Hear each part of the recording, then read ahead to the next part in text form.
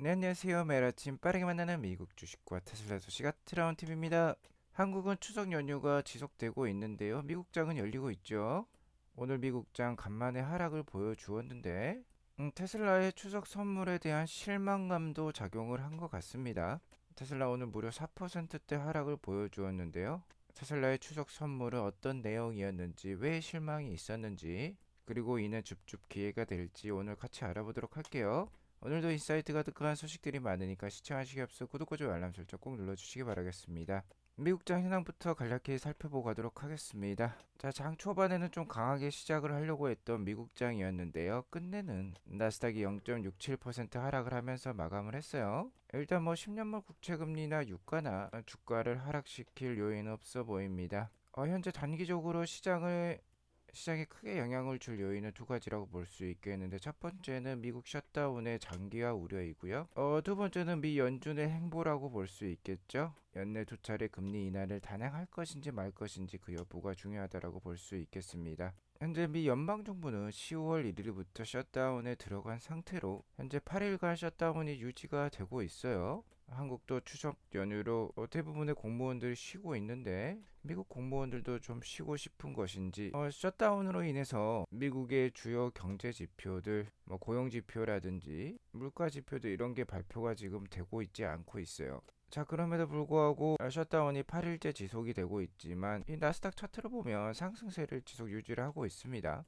그리고 지난 3개월 동안 지속해서 나스닥 빅테크 위주로 시장은 잘 상승을 해왔어요. 애플이 무려 20% 상승을 3개월 동안 보여주었고, 구글 39%, 테슬라는 무려 46%나 상승을 보여주었습니다. 뭐 반도체 주식들의 상승도 굉장히 좋았죠. 자, 통계적으로 8월과 9월 달은 그렇게 좋지 않은 장이었어요. 하지만 그럼에도 불구하고 최근 3개월 수익률은 굉장히 좋은 모습을 보여주고 있고, 나스닥 차트를 봤을 때 4월 달부터 이어진 V자 반등이 지금까지도 쉬지 않고 지속이 되고 있습니다.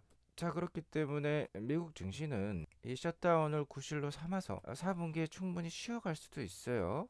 제가 10월 달이 시작하기 전에 10월 초 중순까지 시장이 좀 약할 수 있는데 이를 기회로 삼으실 필요가 있다라고 말씀을 드렸는데, 자, 아직까지는 그러한 하락세는 보이고 있지 않습니다. 자, 그도 그럴 것이 역시나 연준의 행보가 중요하다라고 볼 수 있겠는데, 10월 29일과 12월 10일에 두 차례의 FOMC가 지금 남아 있는데요. 일단 지난 9월 달에 금리 인하를 시작을 했죠.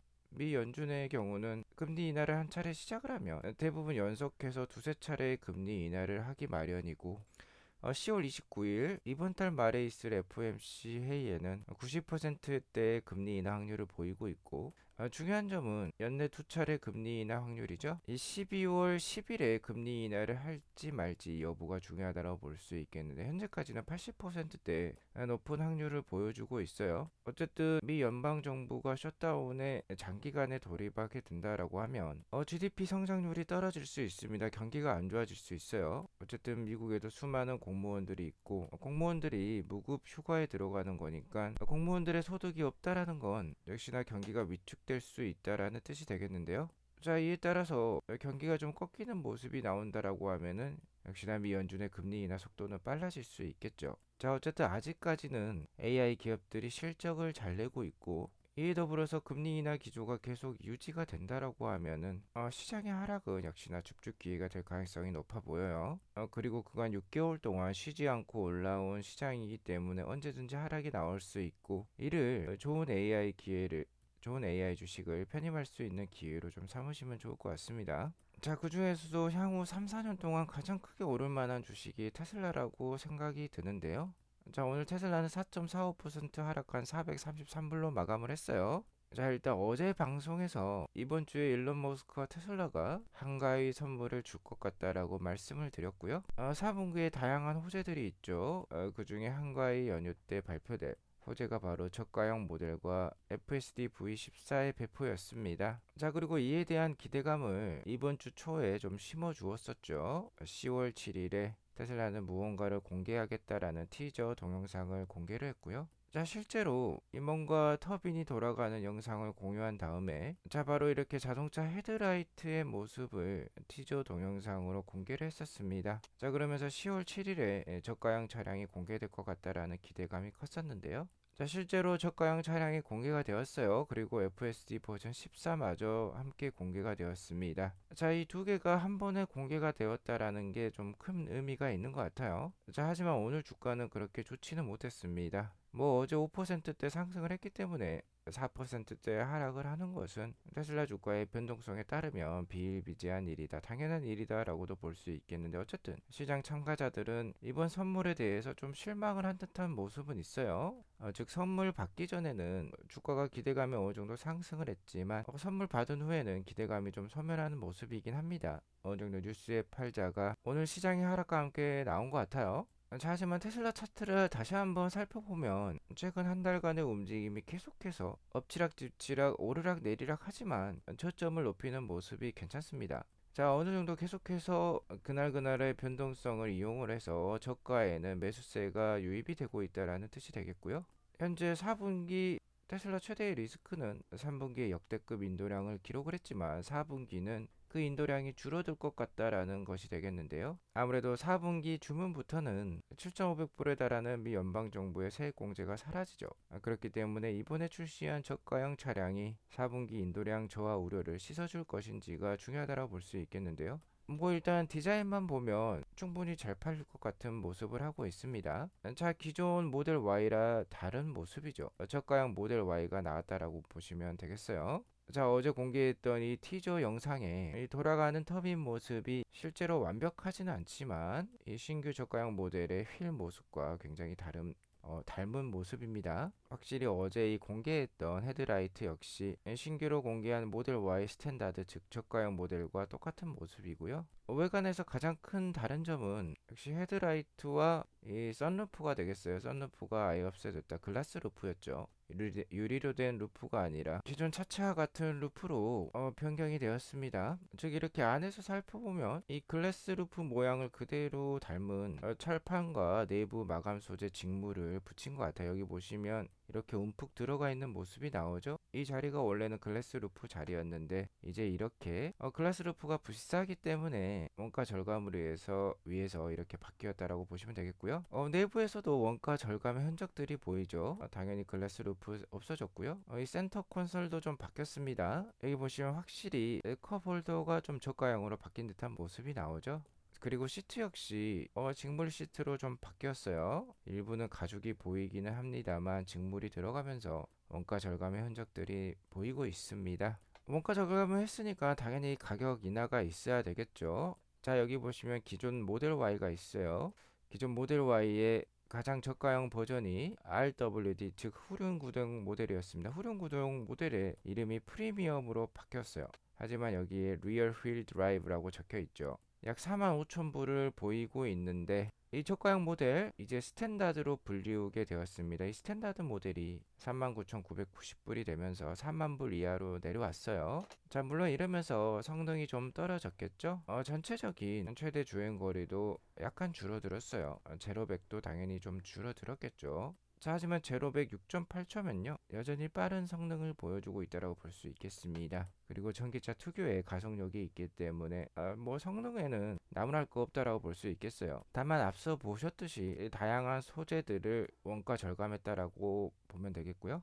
자, 어쨌든 오늘 주가 하락만 보면 이 모델에 대해서 좀 실망한 듯 합니다. 올가를 뭐 대변해 준다라고 볼 수 있는 캐리 블랙 역시 그렇게 기대했던 저가형 차량과는 다른 모습이다. 즉 기존 대비 약 5,000불 가격 인하를 하면서 오히려 품질은 다운그레이드 했다라고 평가 절하를 하고 있어요. 주행거리도 짧아지고 가속력도 떨어지고 직물 시트로 대체가 되었고 외부 라이트바도 없어지고 썬루프도 없어졌다라고 얘기를 하고 있습니다. 그러면서 잘 팔릴 것 같지 않다라고까지 표현을 하고 있어요. 자, 하지만 테슬람 등의 반응도 살펴보아야겠죠.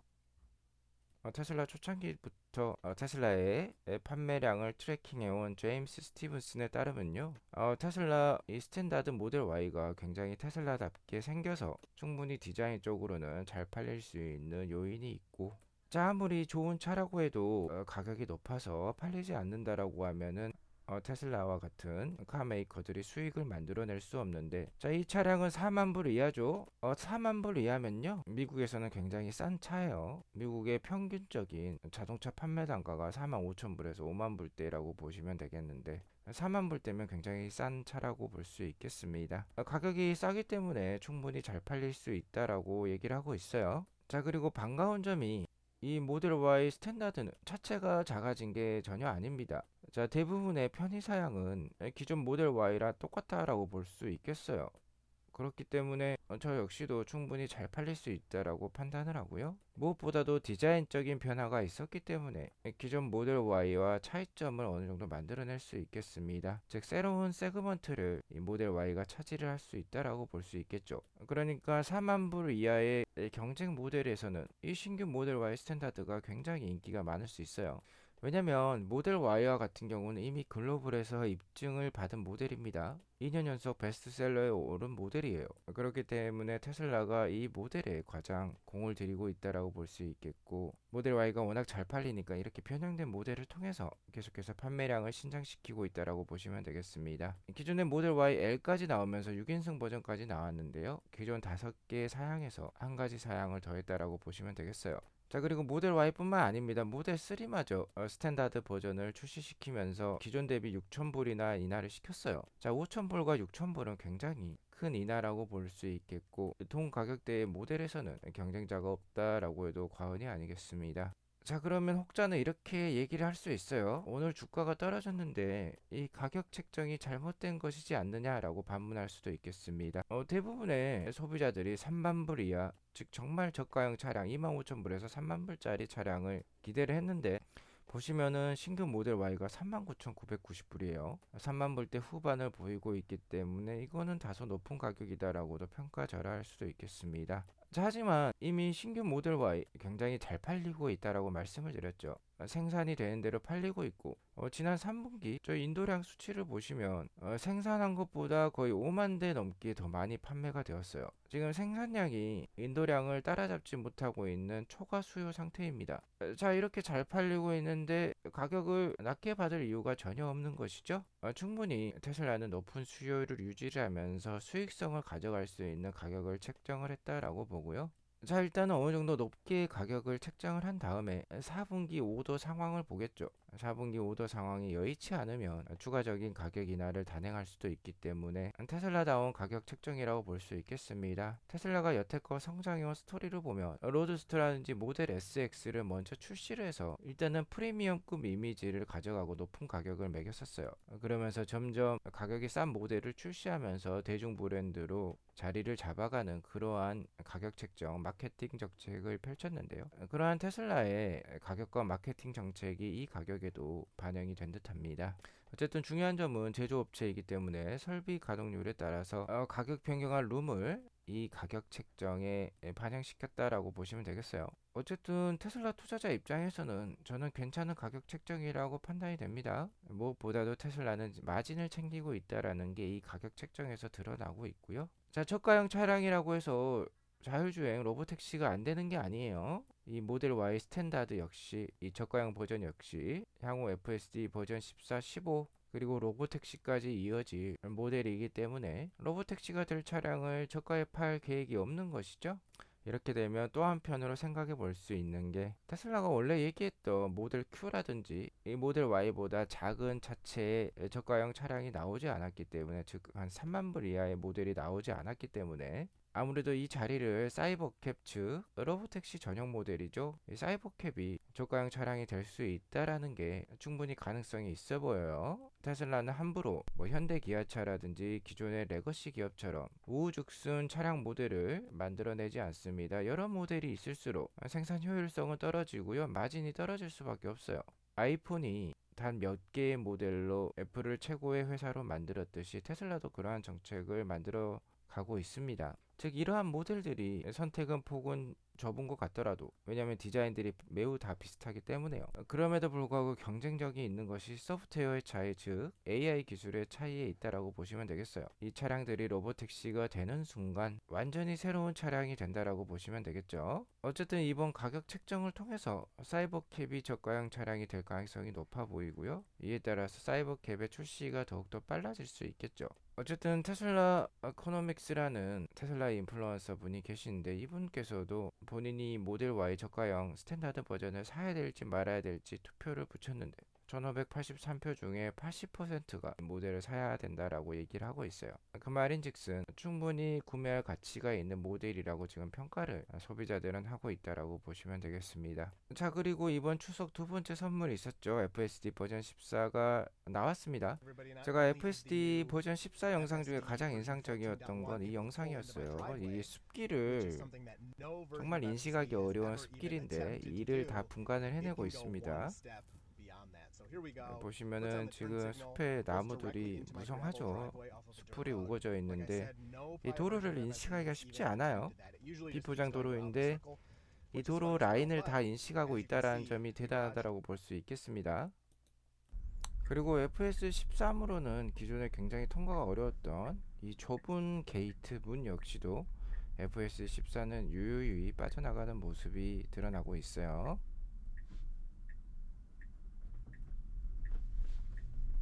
일론 머스크와 테슬라 역시 FSD 버전 14.1이 지금 공개가 돼서 사람들에게 퍼지고 있다라고 알리고 있는데요. 이 FSD 버전 14가 아니라 14.1이 바로 나왔어요. 추가 기능을 보면 이 완전 자율주행 FSD가 목적지에 도착을 했을 때 주차장에 주차를 할지 도로변에 주차를 할지 인도 옆에 주차를 할지 이런 것들을 선택할 수 있다라고 합니다. 선택하는 옵션을 주고요. 긴급 차량들, 즉 사이렌을 울리는 차량들이 있으면 인간처럼요 도로 한쪽으로 비켜서거나 정차할 수 있는 기능이 추가가 되었다라고 해요. 일론 머스크가 FSD 14부터는 정말 의식 있는 인간처럼 운전할 것이다라고 얘기했는데 그러한 것들이 지금 갖춰지고 있습니다. 자, 그리고 실시간으로 도로가 차단되거나 도로가 많이 막히는 경우 우회로 등을 스스로 이 FSD가 판단을 한다라고 해요. 그래서 경로를 조정한다라고 하는데 이것 역시 인간이 하는 행동과 똑같다라고 볼 수 있겠죠. FSD가 출시가 되자마자 많은 사람들이 이것에 대한 첫인상을 남기고 있는데요. 정말 미래적으로 운전을 한다라고 합니다. 그리고 버튼만 누르면 언제든지 자율주행을 실시를 하고 정말 빠르게 바로 자율주행에 돌입을 한다라고 해요. 앞서 말씀드렸듯이 V13에서는요 상당히 좁은 통로, 좁은 게이트가 있으면 시도조차 하지 않았는데 이것을 시도를 한다라고요. V13보다도 차선 유지가 훨씬 잘 되고요.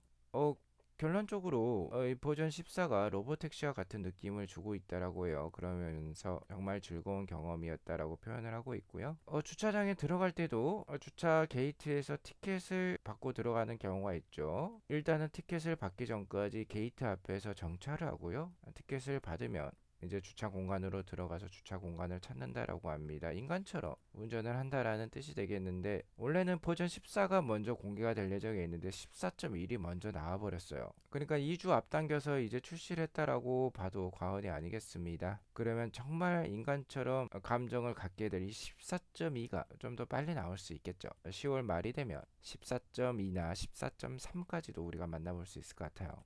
테슬라가 공개한 영상은 이뿐만이 아니었습니다. 지금 검정색 옵티머스가 이렇게 쿵푸를 하는 영상도 공개를 해주었어요. 자, 이 동작이 옵티머스가 스스로 배운 겁니다. 이게 인간이 지금 조종하는 것이 아니에요. 이는 영화 시사회에서 공개한 영상이고요. 굉장히 쿵푸 동작이 유려해요. 지금 제가 고향에 내려와 있다 보니까 인터넷이 좀 끊겨서 제대로 끝까지 보여드리지는 못했는데요. 자, 어쨌든 금일 정말 좋은 선물들이 나왔지만 뉴스의 팔자가 강해지면서 그리고 시장이 하락을 하면서 오늘 주가가 하락을 했는데 전문가의 얘기대로 4분기에 주식시장 약세가 있으면 테슬라 주식 열심히 편입하시는 기회로 삼으시면 좋을 것 같아요. 좀 전에 보셨듯이 피지컬 AI의 티핑 포인트가 오고 있습니다. 향후 구독자님의 일자리도 위협하고 AI 버블을 훨씬 더 키울 주식들이 매수 버튼을 기다리고 있어요. 오늘 이것으로 방송을 마치겠고요. 오늘 방송이 도움이 되었으면 구독과 좋아요 알람 설정 꼭 눌러주시기 바라겠습니다. 행복한 추석 연휴 보내시기 바라겠습니다. 감사합니다.